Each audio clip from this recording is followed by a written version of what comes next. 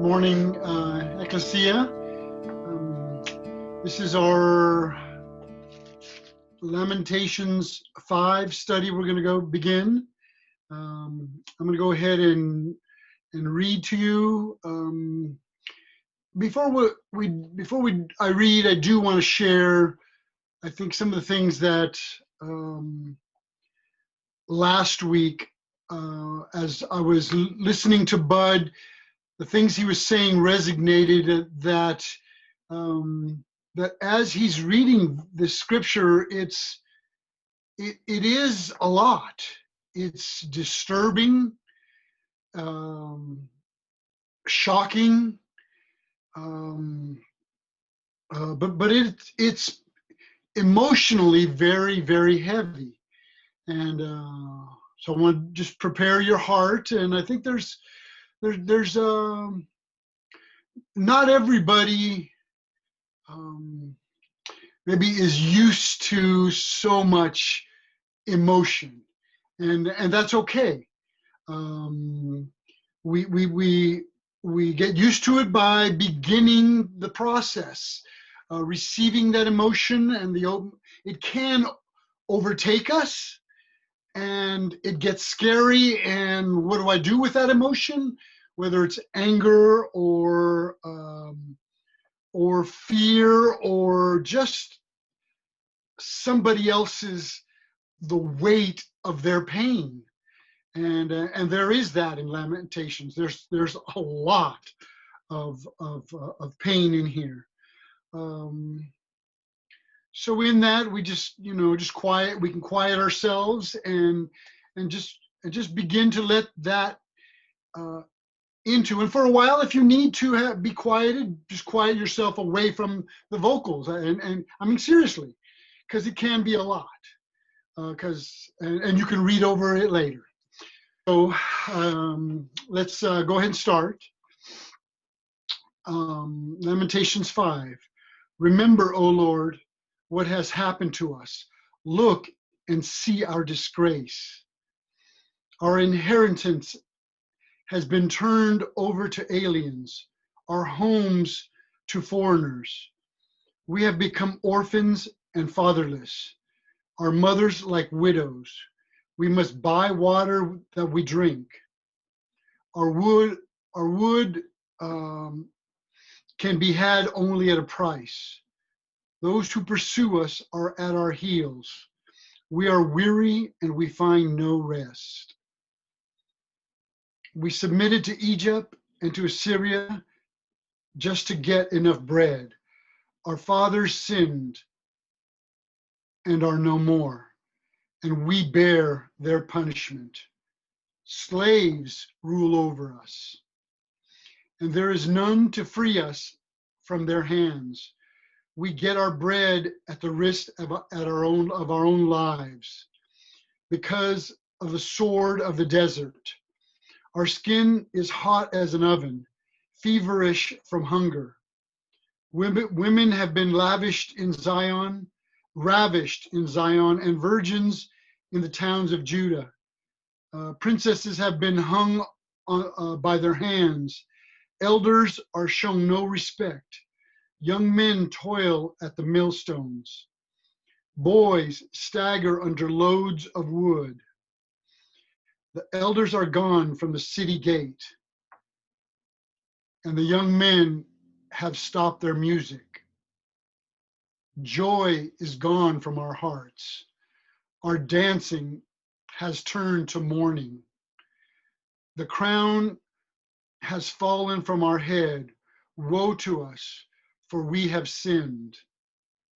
Because of this, our hearts are faint. Because of these things, our eyes grow dim. For Mount Zion, which lies desolate, with jackals prowling over it. You, Lord, reign forever. Your throne endures from generations to generations. Why do you always forget us? Why do you forsake us so long? Restore us to yourself, O Lord, that we may return. renew our days as of old, unless you have utterly rejected us and are angry with us beyond measure. And even as I'm reading it, you know, the visuals, the picture is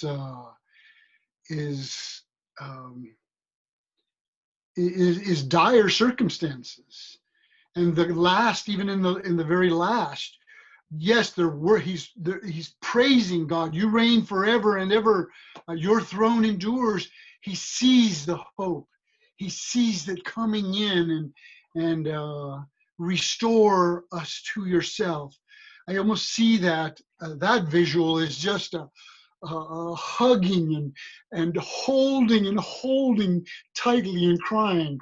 I don't know if you've ever cried inside of a hug and you wanted to never let go.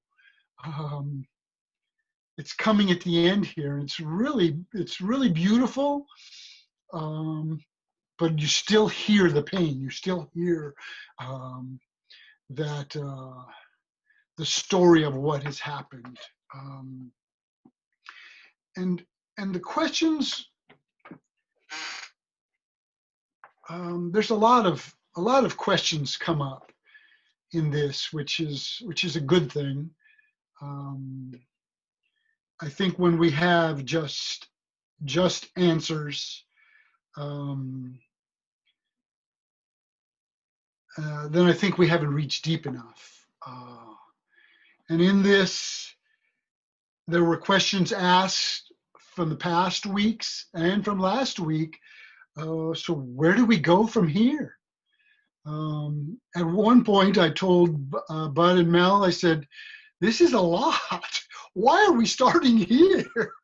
You know, why don't we go to a Lament class 101 first and just invite people little by little, you know? Because somebody else mentioned it, and I just thought, yeah, this is a lot.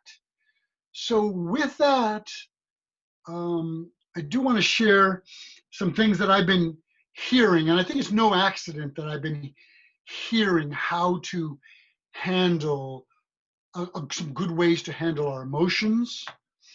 And as we dig into this, that something that Melody, a couple of sermons back, talked about the apocalypse, and it meaning an unveiling, revealing the man and the woman behind the curtain is opened up. It's revealed who's there. Think of the Wizard of Oz, but this is on a pretty deep scale, and this maybe we dig into the personal apocalypse, and not the personal destruction, but the personal unveiling, digging into ourselves. Maybe we start there with some questions. We begin with a journal, writing down some questions, where we want to go, list those out, and in those, maybe some questions about ourselves. Why do I keep doing this as a father? Why am I maybe with my wife? Why am I tense at this certain moment every time she brings a certain thing up? Why is that there for me? Why is that a trigger? You know, and finding out those things and studying them and writing about them, and maybe you'll see those maybe in your family. That they came from maybe your dad, or they came from your mom, or maybe an aunt. You know, the aunt and uncles can be pretty revealing. And that's kind of where I went to in the last couple of weeks, a cousin and an aunt. And I had them on the phone, and I was asking them questions about my grandfather and perceptions. Why are things said about him so regularly? What happened? What are the things that happened? And they began sharing those stories, and And then I told my cousin one of the stories, and he goes, "Now that's a word I've never heard used about my grandpa. Gentle and compassionate. And he was a harsh man, and so I'm beginning to dig into where did that come from? And I think as a parent, we only had 2 kids, and they're grown and out on their own now. But more than 2, you're outnumbered, and once you get outnumbered, there begins to be more tension, more going on, more juggling that has to be happened with every child. And in my family, that family had 14, and some of that was communicated to me, like he was trying to make a living and feed all these kids, and he worked hard as a foreman for a company, for a concrete company in El Paso, and the pressure on him was heavy, and there was a lot, and she saw that. She, as a niece, got to come over and play with her cousins, but then for some reason, Grandpa he loved her gentleness, and he took her to the park and to different things to do together, and she saw him as a gentle man and a loving man, and nobody else saw him that way. And so the beginnings of that, unraveling that, and with that, stories of my mom came at me, and I researched that, and I got to understand my mom from her childhood, and I lamented for her. I lamented for her, the sadness that she had when she lost her dad, and she was the only one in the room, and she was over him, and cried and cried before she could even get to a phone, and she just was there with his body before she could even stand up and talk to and get on the phone and talk to somebody to come help. And she was a teenager, so there's some understanding that was unraveling for me, and I had so much more compassion for my grandfather and for my mom when told a story through somebody else's direction, somebody else's perspective, and in that is the perspective of our country's upbringing, our history, not only our personal apocalypse history, but our history into our country. There's so much about America. We are fascinating in our rebelliousness, and in our conquering, and in an American personality that's a little bit it's a little bit pretty edgy. I guess I'm from Texas, so I see a lot of that in my Texas family, and which I love them, but they're definitely different. I left El Paso when I was small, and went into the jungle of Los Angeles, so it was a little bit different upbringing. So we can begin these things, and in those stories come emotions, deep emotions. How do we handle those? Especially some that we maybe have not experienced on that level of intensity. We don't know what's going to come at us as far as emotions and what's going to bubble up in us. And I was able to hear a counselor talk about treating emotions, like, let's say, treating anger. And as it comes in, begin to see it, but don't let it into the house, but maybe keep it in the kitchen, and sit down with anger and begin a coffee talk. Begin to understand anger, and every time invite it in, but not to wreck the house. not to destroy the things, and then the rebuilding is as bad as the letting the anger in, but begin to understand that anger. What I mean by letting it as a friend come into the front door, meaning invite it in and study it and ask questions of why anger is there and what's up with that.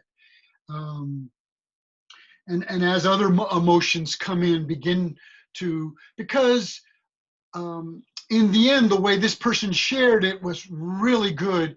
It's because as you let those emotions in and you get familiar with them, then you won't fear them. Because fear, what is unknown, can really shake us up. The more our mind keeps going in a direction maybe with fear, that can really disturb us and disturb that relationship to where you fear every time it comes in, and maybe trashes the place, or every time it just comes in and you just keep it at distance and don't understand it, then it can be disturbing. So you don't want to add more disturbance to your being, to your body. And so those are some beginning ways of starting with some of the unfamiliar emotions. Treat them as acquaintances maybe first, and begin those. And some people have said, well, don't let them sit down with coffee. Just give them some tea and talk to them out the window.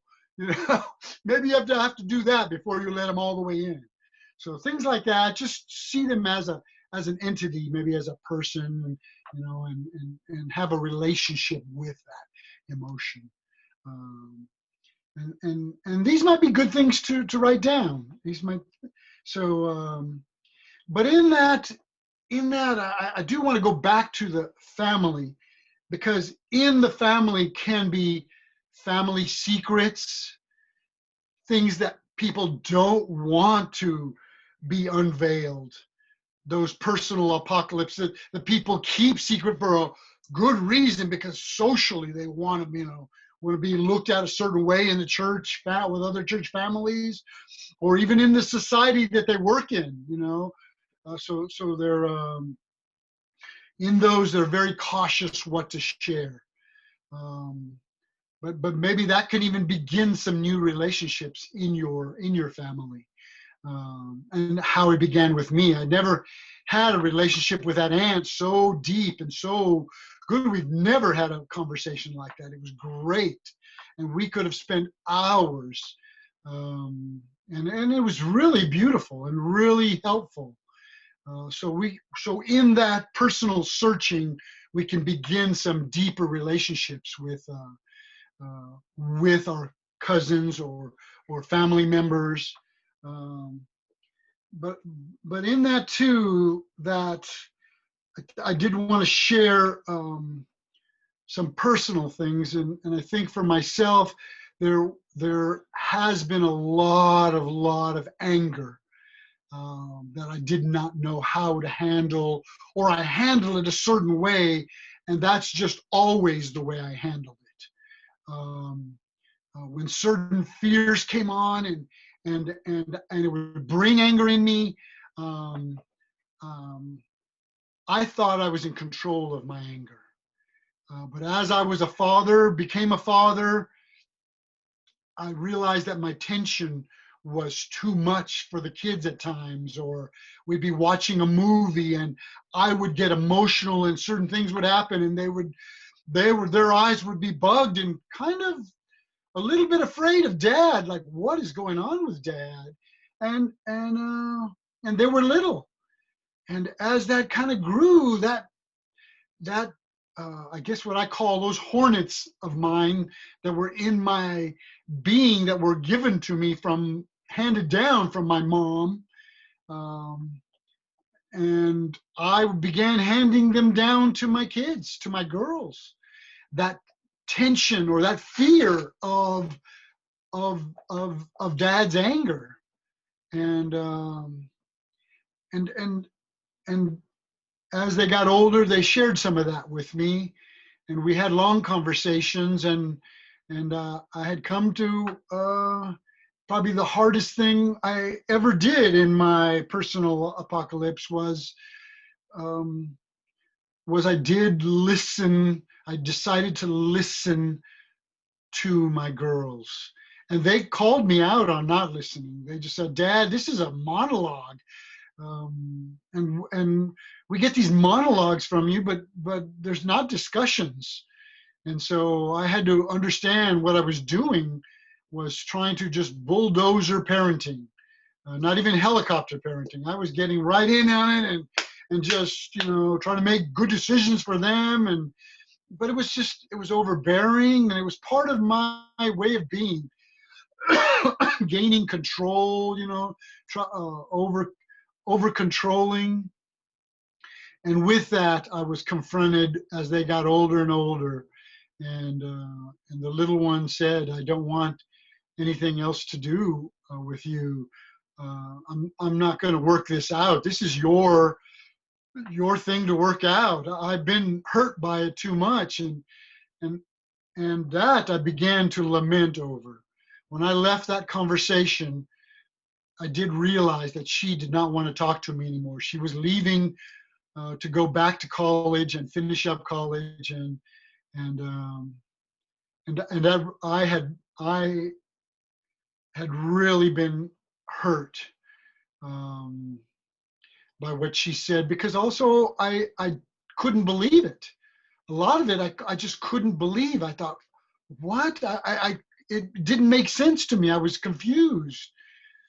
Um, but the more and more I started asking myself questions, and what I thought I was a good dad, and maybe in areas I was. I do understand that maybe I was decent in areas, but I was also. It got revealed more and more that this anger issue, this controlling issue, was hurtful and painful to everybody in the family, including my wife. And we've had long conversations and talks about that, and unraveled that, and unraveled my toxic manhood, toxic things that I had learned in childhood, from survival in sports, survival in a family of boys, in a neighborhood that was all about violence and aggression, and it was toxic. I realized I had been brought up in very, very toxic situations, and so I began to unravel that, and I'm just in the beginning stages, really. But my daughter did have to come back her senior year, and oh no, live with the parents again their senior year. No, what person wants to do that? I mean, nobody, So that was tough. It was a tough time, but I thank God that we got to work it out, that we were able to come at the end of that time where she left to start her journey in life away from us again, which she was ready and excited. That by then we had worked things out, and we were able to have healing conversations, and even to this day, I mean, yesterday, the other daughter, we had had a discussion where things were misunderstood, and there was some pain there, and I had to ask some more questions. I had to dig into her heart and ask my oldest daughter some of those things, and she began helping me out, and setting boundaries for me. Literally, the oldest daughter just going, "No, I'm gonna get married, and this is where I don't want you to go. I don't want you to be a part of this, but you can help out in this, but don't step over these bounds here. And we promised each other to talk more and spend more time together, um, just her and I, and I think I'm really excited about that. So my personal apocalypse, the unveiling, was probably one of the hardest things in my life. One of the most painful sentences I've ever had to receive about myself, you know, because I thought I was a good dad through and through, you know, and I'm like, my own needed an outside view. And I think this is Lamentations, I think, in my journey for my country. Seeing the things that I've been watching on Netflix, some stories of Americans, Black Americans that have unraveled their history, unraveled their slavery stories, and unraveled their slavery stories today. And there are many stories there on Netflix and on YouTube, and just stories that I began to hear for the first time, history that wasn't given to me as a child, and I think we can make a jump there from my family to this family in America, because as a Christian, I'm called to love my neighbor.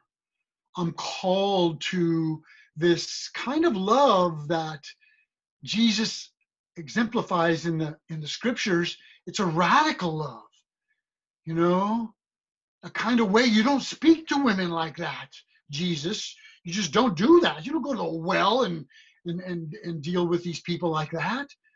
And the things that he was doing was beyond the regular bounds. And Jesus showed us how to love, not just our families. He says our neighbor. He said that's crucial. God is love.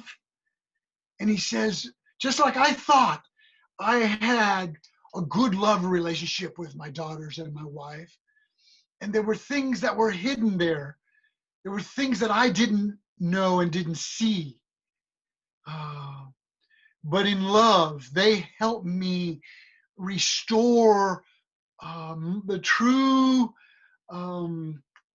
visual of myself, not an ideal perfect father or a great father, but a man who is still struggling with my own sins, my generational sins, the hornets that have been handed down generation after generation of hornets of anger, and how we deal with them, and I hope that my next generation of daughters and sons will not have to carry on that pain and that suffering of, I don't know, other to call it lack of love. Because now I feel like in my asking questions, in my listening, listening really deeply, and just shutting up, quit it being a monologue and just listening, I can gain so much more tools, so much more to be able to love them and ask the next question, get to know them better, ask the next question and the next question and the next question, to dig deeper into their hearts. And in that is trust. You know, they didn't trust me because there was fear and anger there. And I think with our brothers and sisters of black and brown and other nationalities that have been have had a harsh experience with America. I think we can begin loving and trust being built again. As M.L. King Jr. said, that the check has bounced. He said years ago that there was insufficient funds, that there was not enough to cover the freedom of the black man's heart and the black woman's heart. And then he referred to that justice, the heart of justice is not empty. In there is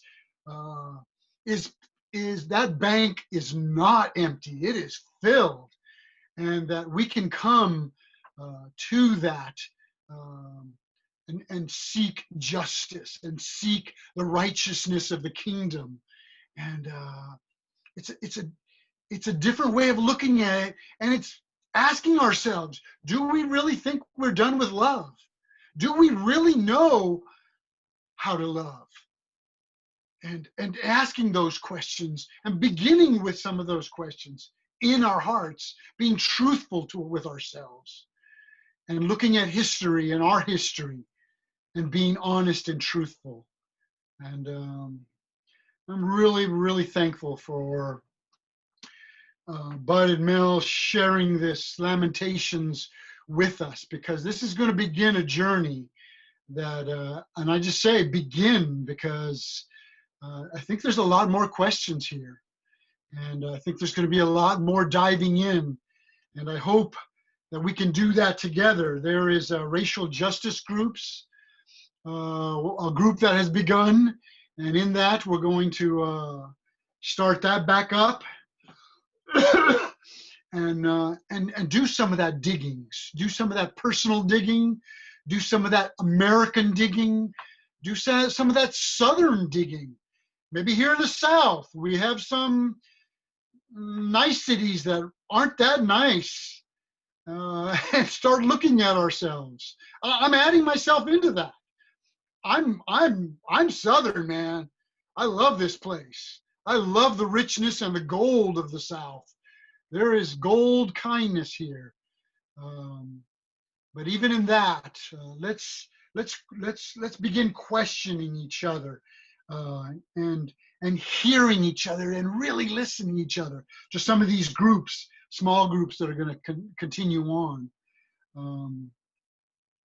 So I just want to challenge you guys to begin opening our eyes. We're going to hand out a small paper, or you'll see it on your screen in a little while, and it's going to talk about maybe some other places we can start, what other Netflix movies to watch, and what other areas in ourselves to dig into, and begin that journey. And it's you guys, it's so worth it.